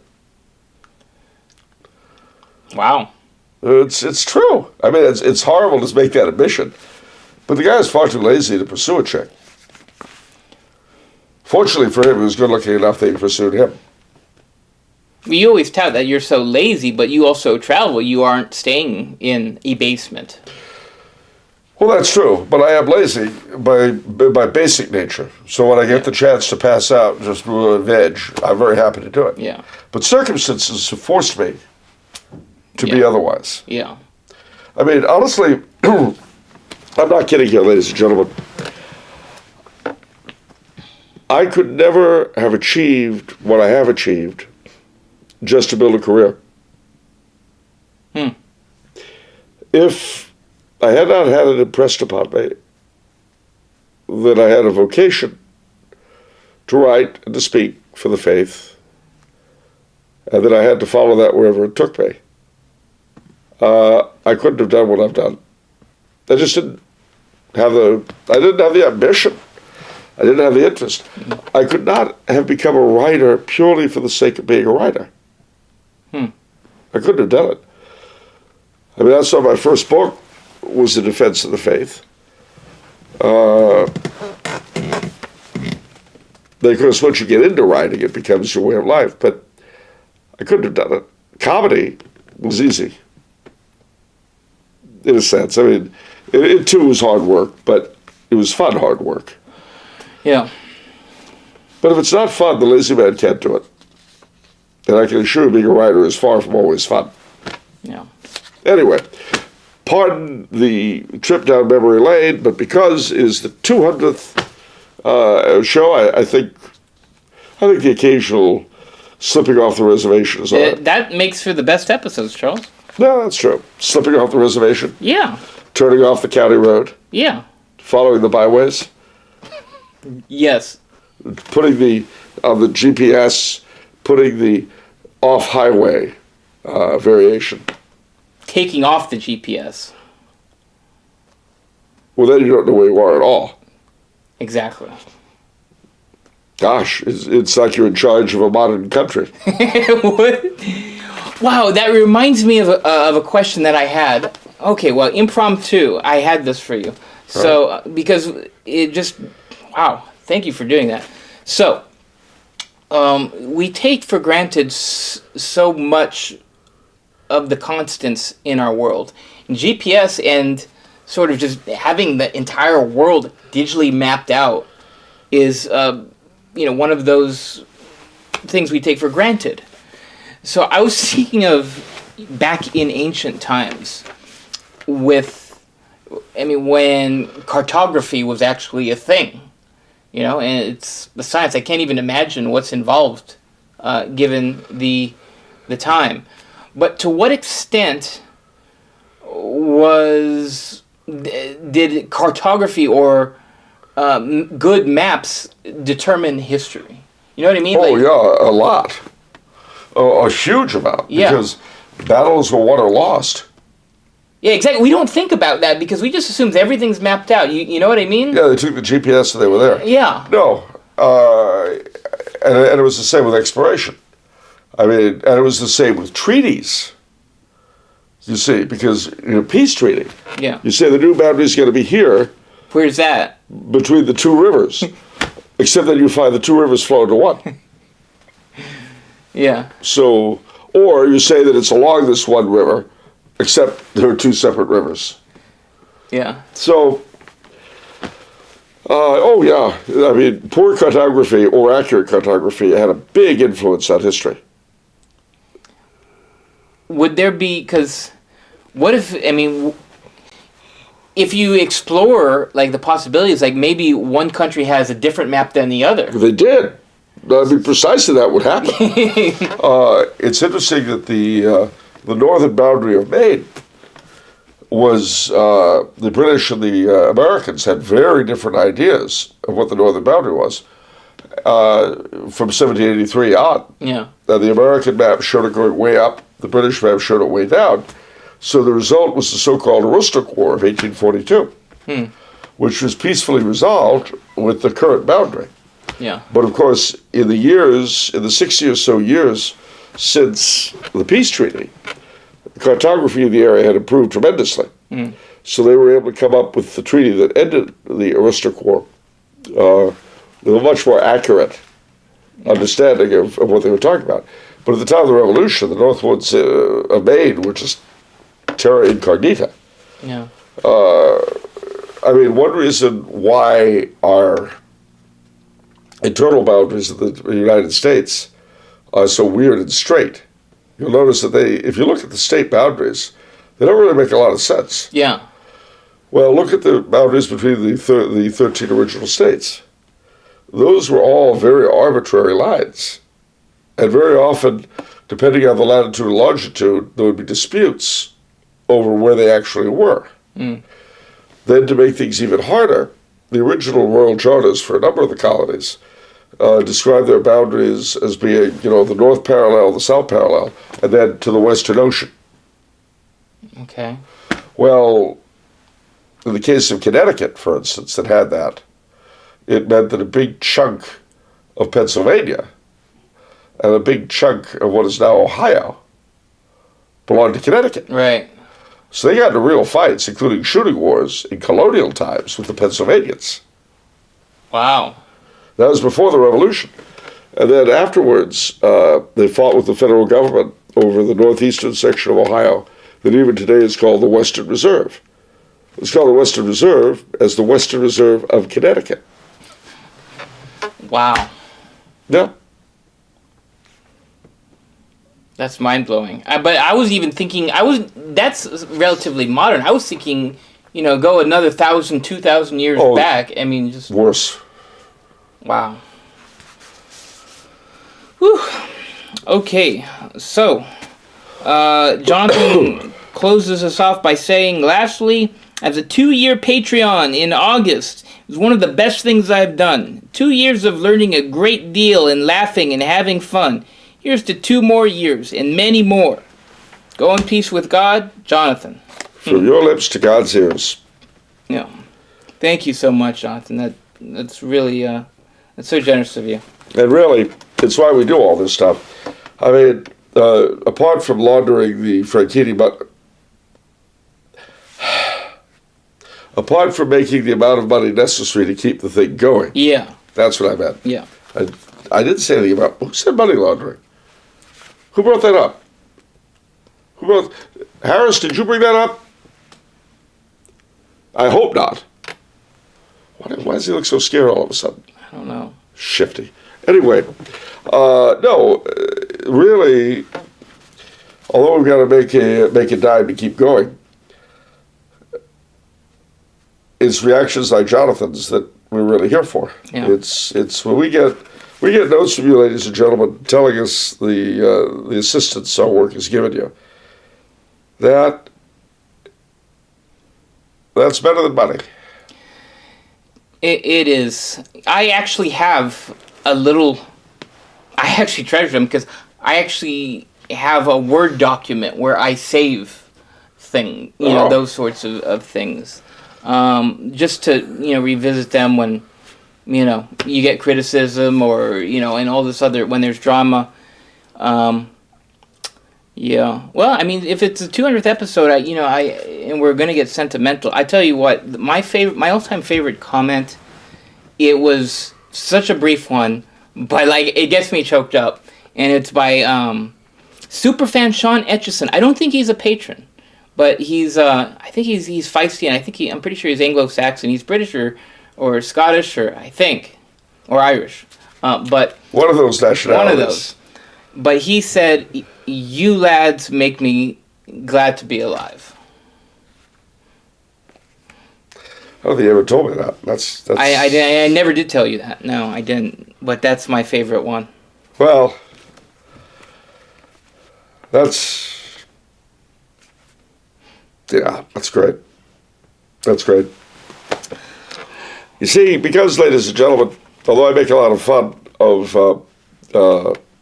venerable Archbishop Sheen, for his line about life being worth living. It really is, you know. Despite all the garbage and the annoyance and it is. It's a great thing to be alive. God created us. He gave us this wonderful world to live in with all sorts of marvelous things in it to discover. It sometimes amazes me when there are so many wondrous things, how we just screw them up for nothing. It's the fall, you know. I was affronted today at the fabulous Colonial Kitchen in San Marino, California. I'm sorry, was that a plug? Too bad. Over my delicious ham and eggs. Just what a wonderful thing it was to be sitting there in that particular restaurant, eating ham and eggs, and drinking coffee, and just being a very ordinary thing. Yeah. And here's the thing. I miss that when I'm in Austria. When I'm here, I miss Frittatensuppe. I miss Schlagobers in my coffee. Their whipped cream, ladies and gentlemen, is the real thing, not the petroleum product that we have in our tubes. I miss a lot about Austria, frankly, when I'm there. I miss a lot about this place when I'm there. I miss a lot about New England when I'm not there. There's so many things. Ideally, everything I miss would be in one place. And that would be heaven, ladies and gentlemen. That would be heaven. But in the meantime, we get these wonderful foretastes. And enjoy them. For heaven's sake, enjoy them. God wouldn't put them here if they weren't here to be enjoyed. You know, glazed donuts. Yeah. A sign of God's goodness. So good. They did scream when I ate them, but still, they fulfilled their purpose. My favorite dessert is cheesecake. I just love cheesecake so much. A lot of people dislike cheesecake, but Do you go to the Cheesecake Factory? I do. When you go there, is it possible to get you out, or is it like an all-day affair? What? I'm not eating there all day. You're just sitting there. Yeah, I'll have the Philadelphia style now. Yeah, they do have many styles. Which That's what I'm saying. I haven't tried a lot of their styles, though, because the thing is, it's like the opportunity cost. It's like the original is just so good. If I don't get the original, then I'm missing out on the original. Well, you start with the original. Yeah. Because you're there all day. If I'm ever there all day, I would just try them all. All right. All right, Joseph says, I would like to hear your opinion on the Vatican II document, Dignitatis Humanae. It seems to be among the most controversial. The two schools of thought in conflict with each other seem to be that of the SSPX and those adjacent to them, whom I personally am biased and in favor of, and the views of those who take a hermeneutic of continuity, such as Dr. Thomas Pink. Would love to hear your thoughts. Well, to be honest with you, like Nostra Aetate, it was written to be very ambiguous, so it is amenable of either interpretation. You find yourself with several different things going on at once. One is, of course, Paul VI, John the 23rd and Paul VI, very pointedly saying that Vatican II did not invoke the gift of infallibility. But once you've said that, a lot of worry is off the board. It doesn't have to be infallible. Right. That's the first thing. The second thing is that John Courtney Murray had a large part to do with it. We know from books like The Rhine Flows into the Tiber, by a fellow who was by no means a trad, but it was the head of the Catholic News Organization at Vatican II, that those two documents in particular were worded to be ambiguous in order to get them passed. For a long time, you had to pretend that they did not make changes in church teaching. If you didn't make that pretense, you were accused of being schismatic. Benedict XVI short-circuited that when he came up with the hermeneutic of continuity and said that there had been changes in church teaching, but these changes were to teachings that were themselves contingent and not covered by infallibility. Now, if that is true, however, it also means the changes themselves can't be infallible. Yeah. Which means then that it drops down from being a question of infallibility to being a question of what is actually true. Yeah. What really works. Yeah. Now, I would have to say that the outlook in 1961, 2, 3 was very different to what it is now. There was a lot of optimism in the air. JFK had been elected president. The United States appeared to be the great protector of goodness against bad. All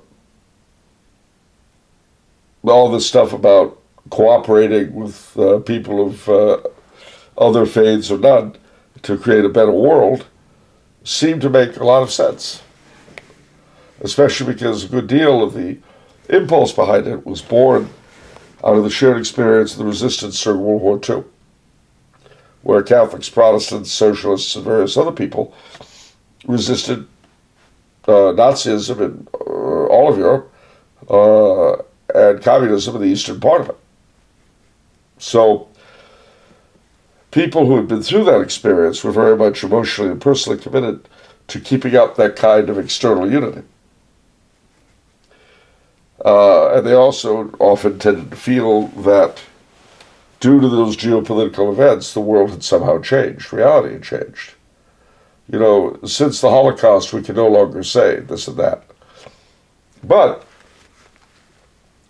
while that's an easy trap to fall into, geopolitical events, no matter how far-reaching, do not change essential reality. So, to say, since 9/11 we can no longer say this is so, is not true. Either a theological formulation is true or it's not. It's not. There's no such thing as shelf-life theology. Yeah. You see, this is why whenever I read a theologian writing, well, we can no longer say that this and so, shut up. Yeah. We can no longer say that you're a competent theologian. That's true. We can no longer say that you're a Catholic theologian we need to listen to. Yeah.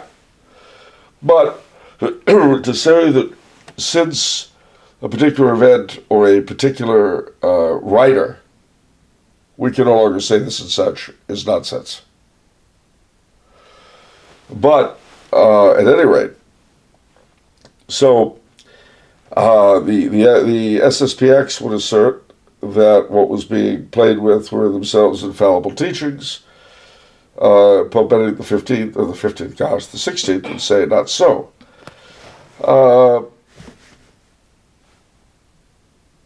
I'd have to give the actual interpretation at the end of the day up to Benedict XVI, just because he was the Pope. But even there, it's not an infallible statement. None of this stuff is infallible. I would say that the John Lamont, the Australian theologian, made a point which is worth remembering for everybody, conservative, liberal, and whatever. And that is that the SSPX accept 80% of Vatican II. They reject 20% of it. A lot of bishops and seminary heads accept that 20%, but they reject the 80%. And that should be what troubles church authorities. But since the church authorities themselves are very often among that number, it doesn't bother them as much as you might think. I wish everyone could just agree that 20% is really poorly worded. Instead of whether to analyze, is this true or not? I mean, to me, it's like analyzing, when a sentence is so poorly worded, how can you analyze whether it's true or not? It's like saying, Tumbler House is part of God's plan for the future of California. Well, on some... there's a level in which that's true. There's a level in which that's true, but what does it really mean? Yeah, exactly. What? Okay, and then you've got all these people arguing and debating over whether that's true or not. God's plan? What? In what sense is it God's plan? Exactly. In what sense, now are we talking about Baja California as well? No, not Baja. Where does it say that? That's very true. Yeah. Where does it say that? Where does it exclude Baja? It doesn't. That's true. You could argue God transcends boundaries in that sense, yeah. And California is really Alta and Baja California. Wow.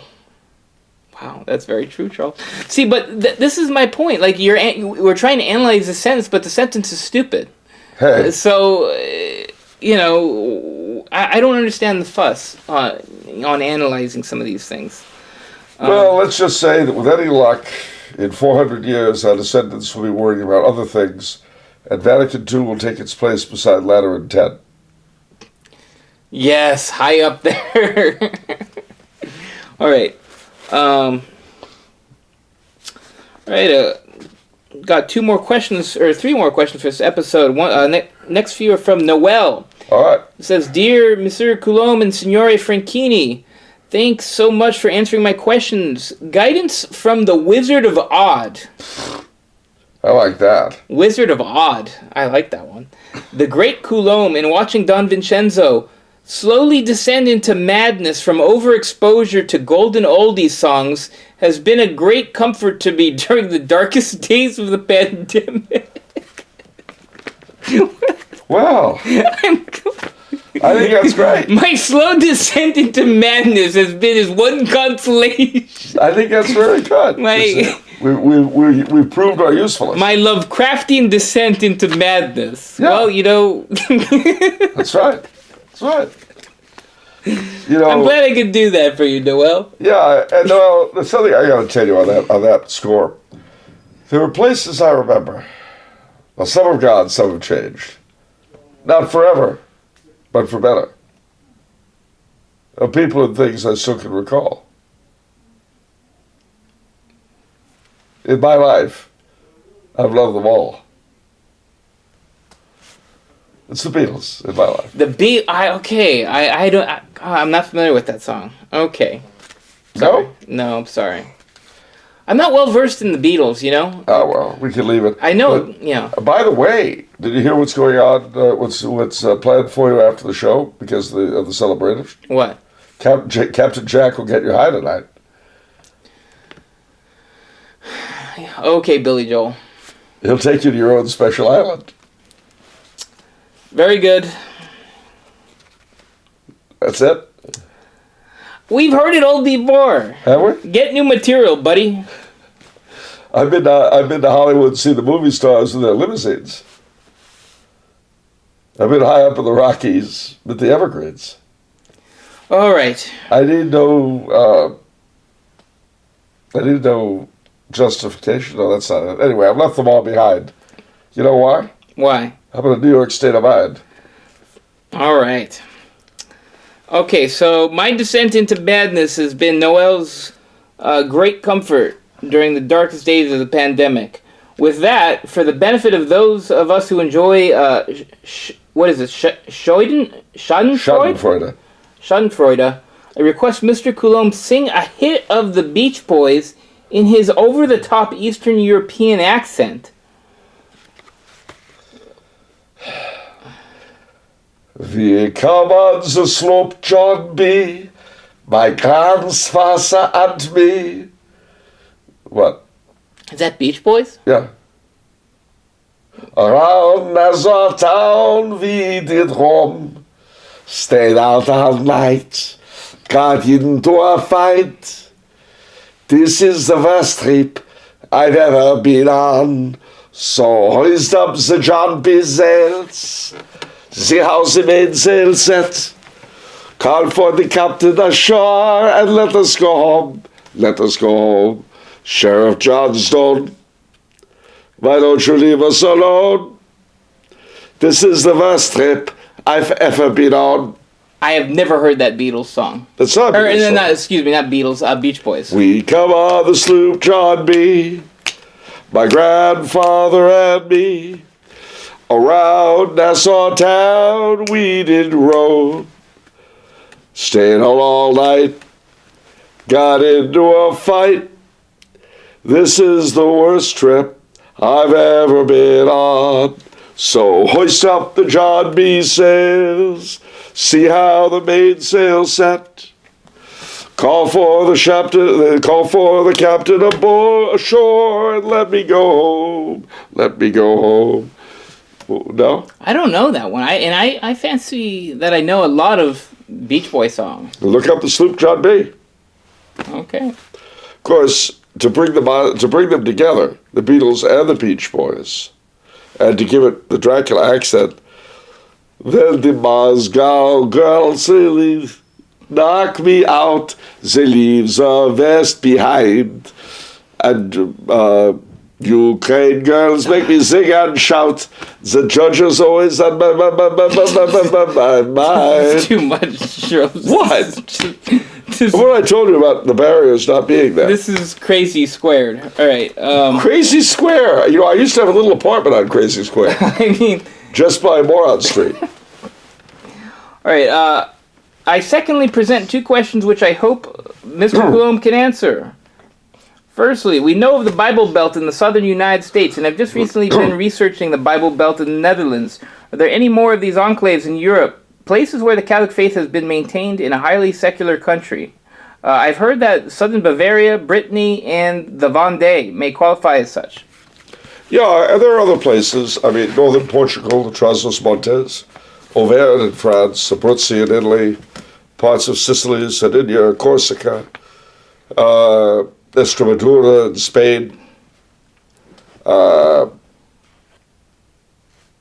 the Tyrol in Austria and northern Italy, South Tyrol, Slovakia, parts of Poland, Monarchist in Romania, which is Orthodox but still very believing. There are quite a few places.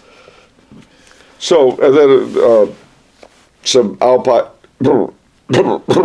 Catholic Alpine cantons in Switzerland, scattered around.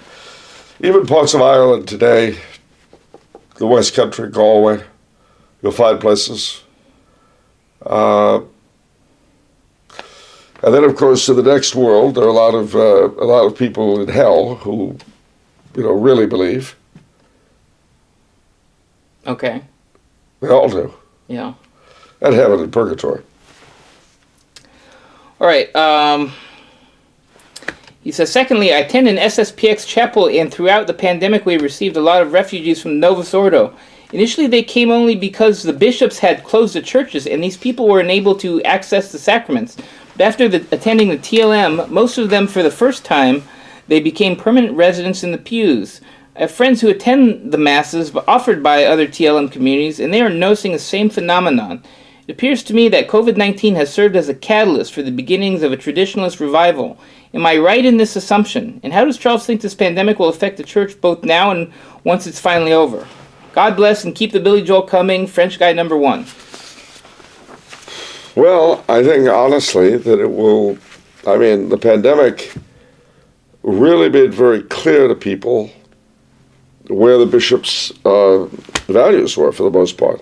There were some bishops who were very brave and an awful lot who were not. And they showed what they thought of the sacraments. Just as the state thought that abortions were absolutely essential and so you could still get them. And the churches were basically like the Rotary Club. So too, those bishops who collaborated in the closures didn't really think much of the sacraments. Certainly, that's the impression they gave. Yeah. So, here's the problem they face.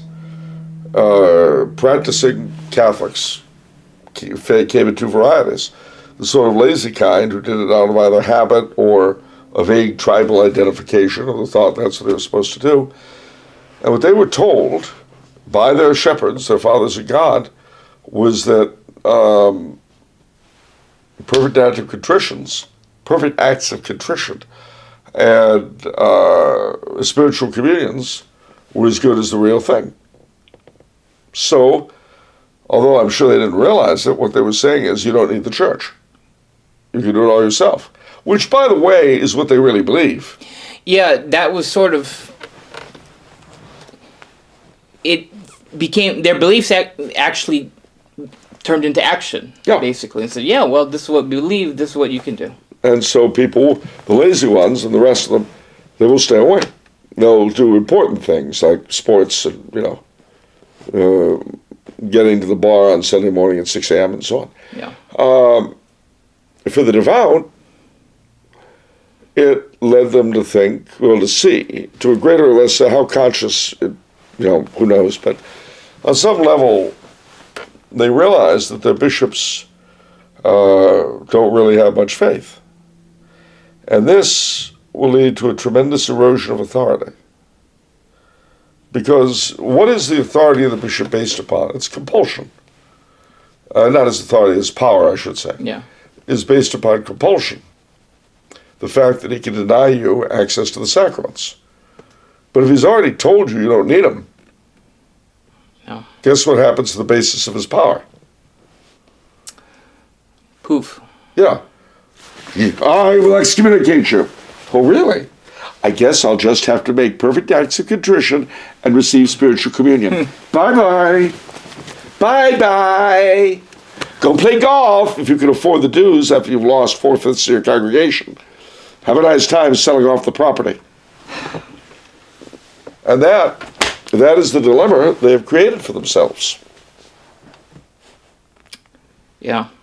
Now, those bishops who punished priests who were risking their lives and their resources, both their lives because of the disease and their careers because of the civil law, those bishops who have added a third layer by punishing such priests, those bishops will be remembered, both in this life and the next one.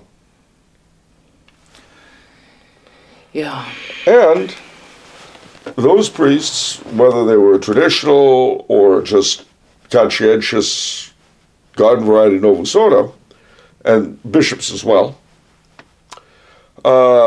who did their very best to get to the sacraments to their people however they could, they'll do well. Because people will know who stood by them and who fled, who were the shepherds and who were the hirelings. I mean, really, as far as the church, to answer your question in one sentence, the pandemic showed us who were the shepherds and who were the hirelings. And the hirelings are going to have a real hard time of it. We got a lot of clarity from the pandemic in general. Yeah, I would say. Both the church, the state, I mean, what the pandemic showed is the truth. We're ruled. Yeah. We are subjects and we have masters, and we'll do as we're told. Now, people used to get upset with me, you'll remember, for saying that. Yeah. They don't anymore. And when people yap at me about my advocating, my being against freedom, you know what? The next time you say that to me, wear your mask and maintain social distancing. And we also saw who turned informant. What? Who turned informant? People who ratted on neighbors who were violating the law. Mm. I mean, I love the meme that came out at the beginning. It shows this sort of dumpy chick on a cell phone in a park. And she says, yes, I'd like to report a family not living in fear. Because that's true. Yeah, it is true. It's exactly what happened. And you remember Mayor Garcetti here was cutting off power to places that violated his commandments. Yeah, yeah. Now, what does that come from? Where does that authority pop out? Emergency powers? Sieg Heil, mein Führer.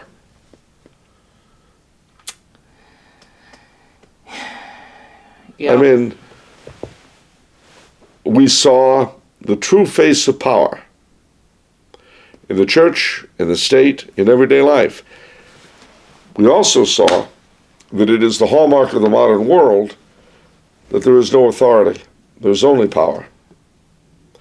We had the long, hot, hot summer of burning love all over the country, with businesses and all that going up in riots, and the rise of wokery, all of which was encouraged by government institutions and by so many of our learned societies and by environmental societies. the Sierra Club, the American Museum of Natural History, ripping down the statues of their founders and attacking them for racism and so on, very often with the collusion of said figures' descendants.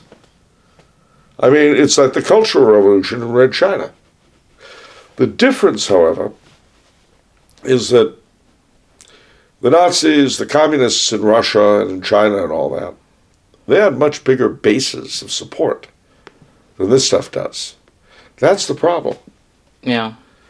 Our current masters are putting everything in the laps of a relatively small portion of society. When there's a backlash against it, those groups will suffer for it. And that's extremely unjust. It's extremely unjust that what is the work of a few should be visited on their henchmen and not on them. Mm. Whenever I see that rainbow flag, I feel like I'm in occupied territory. You know, like I'm living in World War II under the occupation. Mm. You know, my master's flag. That's right. And honestly, I mean, it's big in Europe, of course. In Vienna, they have them on the trams. Mm. And whenever I saw that go by, I felt like it was in a World War II film. You know, I'd pull my jacket, hat over the head, kind of skulking in the corners, hoping that nobody would see me in the Ernst Röhm Brigade. It was, and of course, seeing it on the American Embassy made me cringe. Yeah. But it's the world we live in, ladies and gentlemen, and for all that, it's still a wonderful world. Our ancestors went through the Black Plague. Can you imagine 2/3 to a half of the people in your district being wiped out? Hmm. The stench alone being incredible. Yeah. And yet it was still a wonderful world. You know how we know that? How? We're here. Hmm. Our multiple great-grandparents thought it was wonderful enough to marry and bring forth children and raise them. Yep. A lot of them didn't make it. But sufficient did that you and I are here. So, anyway, we got any questions left? That is it. That is it. This has been such a long episode. Charles and I looked at the clock and we were shocked at how long this episode has been because we have been having such a blast. Time has flown by. Yep. But like all good things, the 200th episode too was come to an end. And unfortunately, we are taking, as it were, as you heard at the beginning, a summer vacation. So he'll be busy getting married and then going on his honeymoon. I'm best man, by the way. Just thought I'd mention that. Yeah. The interesting thing is that I'm being paid to appear at the reception as the hired entertainment, sort of the Shecky Green figure. What? I'm not familiar. Shecky Green is a wonderful comedian. Really, a real mensch. Okay, I'll take your word for it. Yeah. So I'll be entertaining. I'll be able to say to everyone, I'll be here all week, ladies and gentlemen. Be sure to tip your waitress on the way out. You know, the usual lines. Oh, I see. Take my wife, please. I see. Okay. That was Hetty Youngman, but you get the level of jokes that we're going to be doing. Yeah. You know, and of course, eventually people will say, where'd you hire this guy?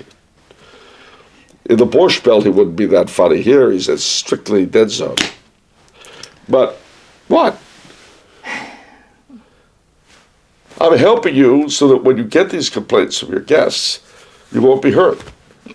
Thank you for looking out. That's what I'm here for, pal.